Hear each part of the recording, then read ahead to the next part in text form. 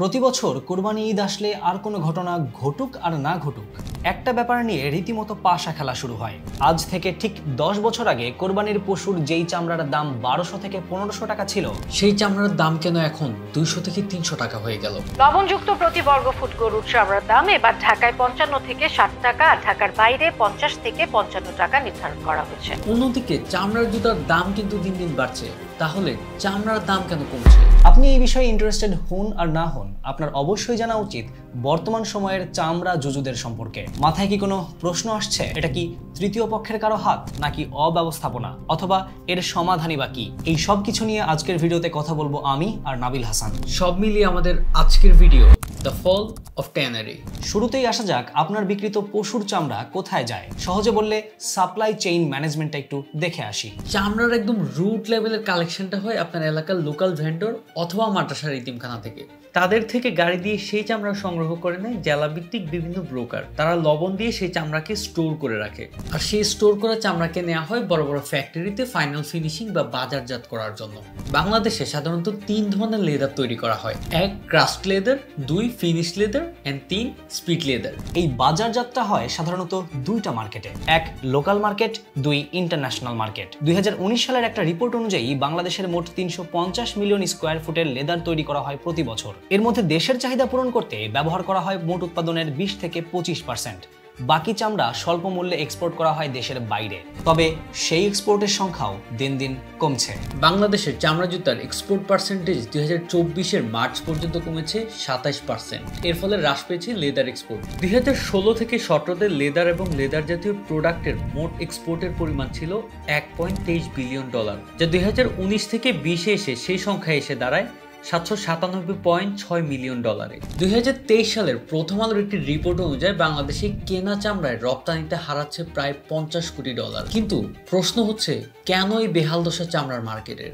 উত্তর: ব্যবস্থাপনা, local syndicate, পরিবেশ দূষণ, অতিরিক্ত শুল্ক, কেমিক্যালের দাম বৃদ্ধি এবং ইনফ্লেশন, এই সব কিছুই দায়ী চামড়ার দাম কমার পেছনে। সাপ্লাই চেইনের প্রতি পদে পদে সমস্যা। অপেক্ষা করুন, সবকিছু ব্যাখ্যা করব। খেয়াল করে দেখুন তো, আপনার এলাকার চামড়া সংগ্রহ করে কারা? নিশ্চয়ই প্রভাবশালী বা ক্ষমতাবানদের কেউ, বা ক্ষমতাবানদের আশেপাশের কেউ। যারা এই সাপ্লাই চেইনে আছে, ইচ্ছা করেই তারা কিছুটা চামড়ার দাম কমিয়ে এনেছে, কারণ আপনার কোরবানির চামড়া বিক্রি না করতে কিছু করতে পারবেন না। যে দামেই তারা কিনবে সে দামেই বিক্রি করতে আপনি এক প্রকার বাধ্য। এই সুযোগটাকে কাজে লাগায় কিছু অসাধু ব্যবসায়ী এবং লোকাল ব্রোকাররা। সত্যভোগীরা মৌসুমী চামড়া ব্যবসায়ীদের কৌশলে কয়েক ঘন্টা অপেক্ষায় রেখে 10 থেকে 15 কোটি টাকা হাতিয়ে নিয়েছে। তবে চামড়া কালেক্টের পর সেটা প্রসেসিং এর খরচও কিন্তু দিন দিন বেড়ে যাচ্ছে। এটাও অন্যতম একটি মৌলিক কারণ দাম কমার। এছাড়াও আরো বেশ কিছু কারণ আছে, সে কারণ আরো অনেক গভীর। কিন্তু তার আগে কোরবানির ঈদ নিয়ে আরো কিছু কথা বলতে চাই। আপনি ঈদের ছুটিতে আরাম আয়েশে কোরবানির গোস্ত রুটি খাবো, আর রাস্তার এক কোণে উদ্বাস্তু পরিবারটি না খেয়ে থাকবে। কোরবানির সামর্থ্যহীন পরিবারের শিশুটি দরজায় দাঁড়িয়ে অপেক্ষা করবে কেউ একজন গোস্ত দিয়ে যাবে ভেবে। সন্ধ্যা পেরোবে, কেউ আসবে না। তা হতে পারে না। আমার আপনার দায়িত্ব সেই মানুষটির পাশে দাঁড়ানো, সেই পরিবারের পাশে দাঁড়ানো, যেন সবাই মিলে ঈদের খুশি ভাগ করে নিতে পারি। আপনি হয়তো আপনার কোরবানির একটা অংশ তাদের জন্য বরাদ্দও রেখেছেন, কিন্তু সবার প্লেটে কি সেই আহার জোটে? না, প্রচুর মানুষের চুলায় সেদিনও আগুন জ্বলে না। যাই হোক, আমার আপনার হয়ে এসব মানুষের পাশে দাঁড়িয়েছে আস-সুন্নাহ ফাউন্ডেশন। প্রতি বছর তারা অসংখ্য মানুষের দুয়ারে পৌঁছে দেয় ঈদের আনন্দ। আমি, আপনি, আমরা সবাই চাইলেই তাদের মাধ্যমে সমাজের হাজারো পরিবারের খুশিতে সামিল হতে পারি। আমি তাদের মার্চেন্ট বিকাশের লিংক দিয়ে দিচ্ছি কমেন্ট বক্সে। আপনি চাইলে সরাসরি বিকাশের ডোনেশন অপশন থেকেও ডোনেট করতে পারেন। Back to the fall of tannery.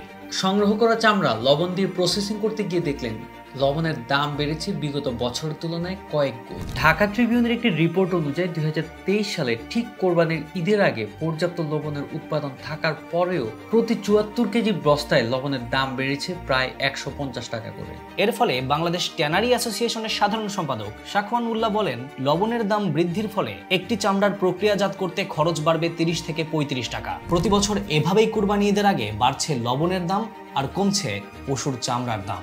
এখন 100 টাকার একটি নোটের দাম মাত্র 65 টাকা, যার কারণ ইনফ্লেশন। চামড়া বাজারজাত করার কেমিক্যাল এবং মেশিনারিজ কেনা হচ্ছে উচ্চ দামে দেশের বাহির থেকে। সবকিছু শেষে চামড়া যখন ইন্টারন্যাশনাল মার্কেটে বিক্রি করতে যাবেন, সেটা আর ইউরোপ কিংবা ইইউ নিচ্ছে না, কারণ বাংলাদেশের 2-1টা প্রতিষ্ঠান ছাড়া নেই LWG সার্টিফিকেট। এর ফলে প্রতি স্কোয়ার ফুট চামড়ার দাম মাত্র $1 আশেপাশে বিক্রি করতে হচ্ছে চায়না সহ আরো বেশ কিছু দেশের কাছে। প্রথম আলোর তথ্য মতে সেই চামড়া আবার চায়না এবং অন্য দেশে বিক্রি করে দ্বিগুণ দামে। বিশ্বের বড় ব্র্যান্ডগুলোর কাছে চামড়া ও চামড়াজাত পণ্য বিক্রি করতে লাগবে LWG সার্টিফিকেট। বাংলাদেশ ট্যানারি অ্যাসোসিয়েশনের তথ্য অনুসারে LWG সার্টিফিকেট না থাকায় বাংলাদেশ ট্যানারি মার্কেটে আয় হারাচ্ছে 500 মিলিয়ন বা 50 কোটি মার্কিন ডলার।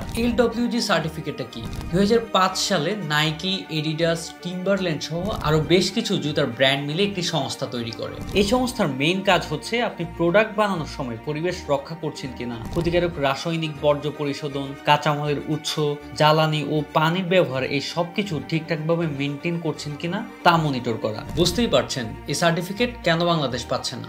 বাংলাদেশের চামড়ার ওয়েস্ট ম্যানেজমেন্ট বা বর্জ্য নিষ্কাশনের বেহাল অবস্থা। আগে হাজারীবাগে ছিল ট্যানারি, সেখানে নগর দূষণের কারণে 2017 সালে সেই ফ্যাক্টরিকে সরিয়ে নিয়ে যাওয়া হয় হেমায়েতপুরে। প্রশ্ন হলো, হেমায়েতপুরে কি নগর নেই? সেখানে কি মানুষ নেই, বসতি নেই, নদী নেই? আছে, নদীর নাম ধলেশ্বরী। এখন সেখানে আবর্জনায় নষ্ট হচ্ছে ধলেশ্বরী নদী। অতিরিক্ত বর্জ্য পুরোপুরিভাবে শোধন না করেই পাশের ধলেশ্বরী নদীতে ফেলা হয়। এর ফলে নষ্ট হচ্ছে ধলেশ্বরী নদী, ঠিক বুড়িগঙ্গা নদীর মতোই। ঈদের সময় চামড়ার ওয়েস্টের আকার অনেক গুণ বেড়ে যায়, কিন্তু এর বিপরীতে সলিড কোনো ওয়েস্ট ম্যানেজমেন্ট ব্যবস্থাপনাও নেই। এই সব কিছুর আউটপুট আসলে কি সেটা কি জানেন? এক, কোরবানির চামড়ার প্রাপ্য মূল্য পাচ্ছে না সাধারণ জনগণ, যেই চামড়ার টাকা মূলত দেশের নিম্ন পর্যায়ের গরিব দুঃখী মানুষেরা পায়। দ্বিতীয়ত, দেশের পরিবেশ নষ্ট হচ্ছে ভয়াবহভাবে, ফলস্বরূপ জলবায়ুর পরিবর্তন। তৃতীয়ত, অর্ধেক দামে দেশের বাহিরে লেদার এক্সপোর্ট করতে হচ্ছে। এত কিছুর পরেও আপনার মনে হতে পারে সমাধান কোথায়? সমাধান করতে হলে যেতে হবে উপর মহলে। কার্যকরী পদক্ষেপ নিয়ে ওয়েস্ট ম্যানেজমেন্ট ঠিক করতে হবে, আধুনিক মেশিনারিজ অ্যাডপ্ট করে শুল্ক মুক্ত করতে হবে কাঁচামালের। বাংলাদেশে এখনো চামড়ার বাজারজাত প্রক্রিয়া ম্যানুয়ালি করা হয়, এর ফলে কোয়ালিটি ড্রপ করে। সারা বিশ্ব যেখানে এগিয়ে যাচ্ছে সেখানে আমরা পিছিয়েই বা থাকবো কেন? সুতরাং এই সম্পূর্ণ প্রসেসটাকে অটোমেশন করলে কার্যক্রম খুব দ্রুত হবে। এই বিশাল মার্কেটের র মেটেরিয়ালসের প্রায় অর্ধেকই আসে ঈদুল আজহা বা কোরবানির ঈদ থেকে। বলা যায় র মেটেরিয়ালসের অর্ধেক টাকার অংশীদার এই দেশের নিম্ন আয়ের মানুষেরা। তাই ট্যানারি শিল্প ঠিকঠাকভাবে ফাংশন রান হলে সবার জন্য লাভজনক। গার্মেন্টসের পর বাংলাদেশের জন্য আরেক সম্ভাবনার নাম ট্যানারি। আমরা এই সম্ভাবনাকে নষ্ট না করি। দেশের উপকারে আসে এমন একটা পয়সাও আর নষ্ট না হোক। ঈদ কাটুক আনন্দে, ঈদ হোক হাজারো মানুষের হাসি মুখের বহিঃপ্রকাশ। চামড়া শিল্পকে কাজে লাগিয়ে দেশ হোক আরো সমৃদ্ধ।